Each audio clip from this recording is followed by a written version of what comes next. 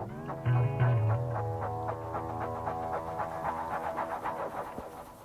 BookTube, I'm here with a video about the Wheel of Time. I'm not going to do a whole series review because there's tons out there. Instead, I'm going to address a question that I found myself asking and that I think a lot of people find themselves asking. Going into the series, continuing with the series, and realizing that the last 3 books are written by a different author.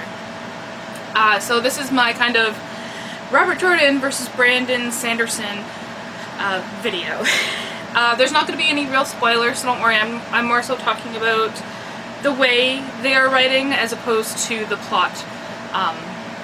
Yeah, because the plot is mostly Robert Jordan. He left a lot of notes for Brandon Sanderson to follow. So when you spend so much time with one author's writing and then another writer comes in and has to use the already established characters, the world, and the magic system to continue the story, you're going to notice differences. I mean, we spend, if you read the prequel, you are spending 12 books with one author and really getting into their writing. Sanderson does say in the introduction to The Gathering Storm that he is not going to try and mimic Jordan's writing style. He's going to write it in his own style. And I think it's good that he does that and that he acknowledges that, because it'd probably really come across really bad if he had tried to mimic the style as well as the plot and characters and everything. So I have 3 different topics where I saw big differences between Jordan and Sanderson. So, subtlety. Jordan was more subtle in both his writing and his plot, and in having characters expressing themselves emotionally, which is probably why they say that, you know, a lot of the middle books, books 8, 9, 10, tend to feel like a drag.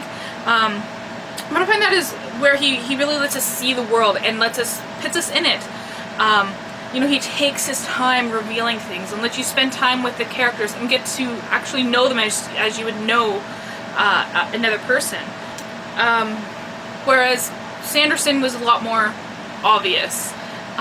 He obviously dropped a lot of hints, and, you know, one thing would happen and you'd be like, okay, I see where this is going, and of course it would happen.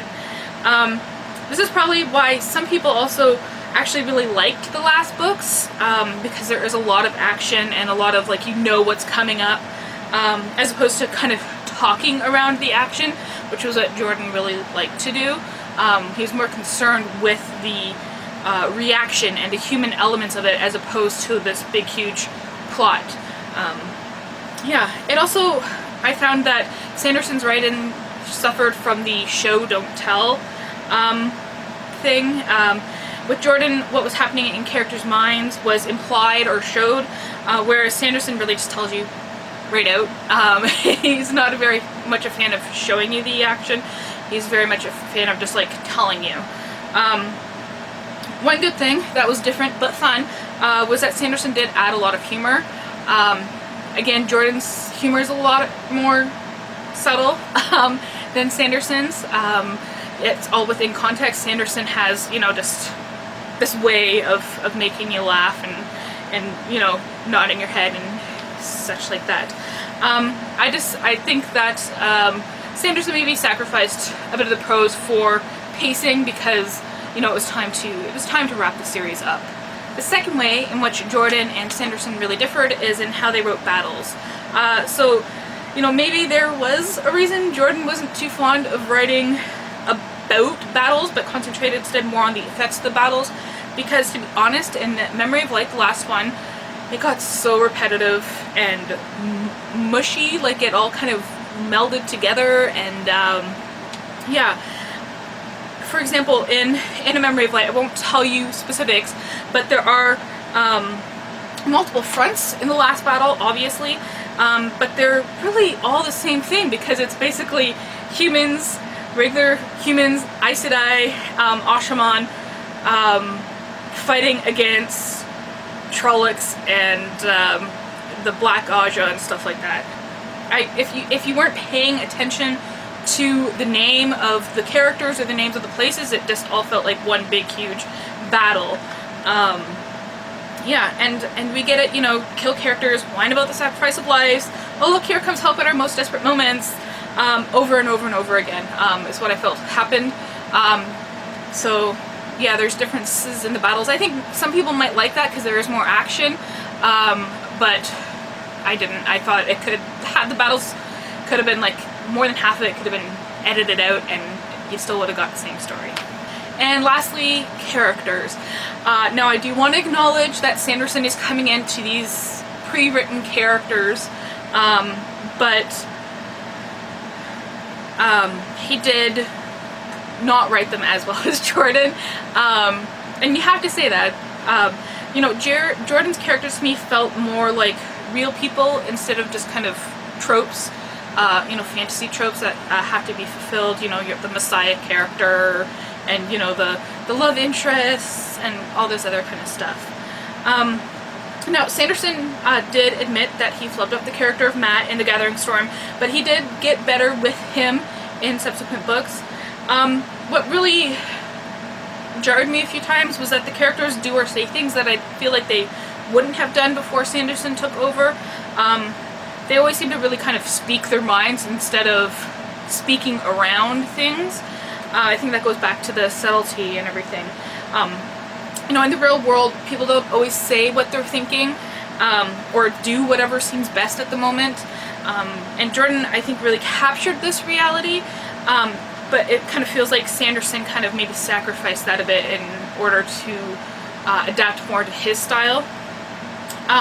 And to be honest, what happened to the friendships? Like, that's one of the best things about this series, is that you have all these awesome friendships, and yeah, there's intricacies and complexities to them, but it felt like they all just got thrown out the window when Jordan wrote. Everyone felt really cold towards one another, and they became, you know, their roles.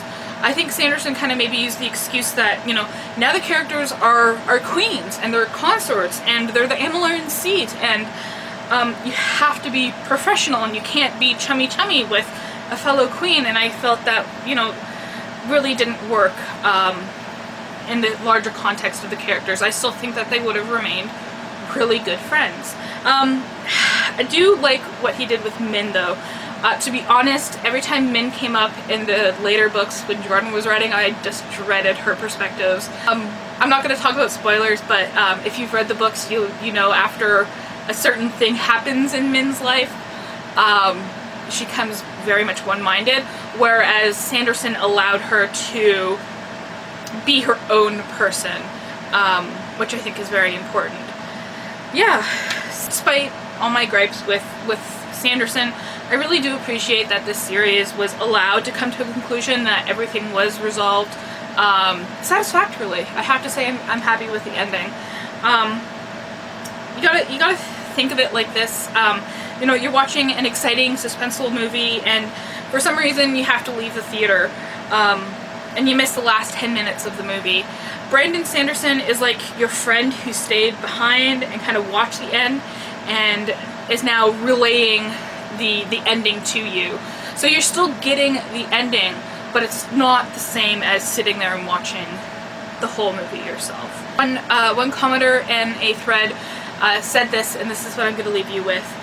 Jordan was an epic writer with amazing poetries. Sanderson knows how to put a nail in a coffin, finish a subject, and move on.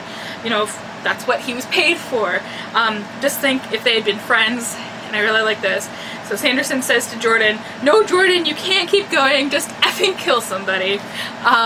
So yeah, that's it.